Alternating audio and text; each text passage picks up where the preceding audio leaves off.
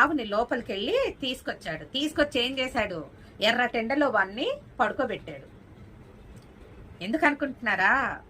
అదే మరి, ఎర్రటెండలో పడుకున్నప్పుడు ఎంతకీ రాని కొడుకు ఏం చేశాడో తెలుసా?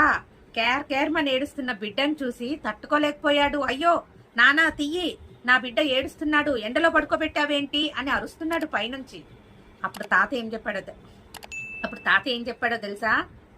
నా కొడుకు ఎండలో మరి మాడిపోతున్నాడే, అన్నం తినకుండా ఎండలో పని చేస్తుంటే నాకు అంతే బాధ ఉందిరా.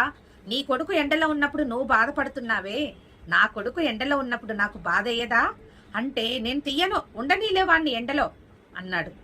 అప్పుడు ఆ కొడుకు ఏం చేశాడో తెలుసా? తండ్రి హృదయం కదా, తాను ఒక తండ్రి కదా, కొడుకు ఏడుస్తుంటే చూడలేకపోయాడు. ఎండలో మండిపోతుండు, మా నాన్న వినేటట్లేడు, తీయమంటే తీయట్లేడు అని చెప్పేసి గబగబా కిందికి దిగి వచ్చేసి ఏం చేశాడు, బిడ్డను ఎత్తుకున్నాడు.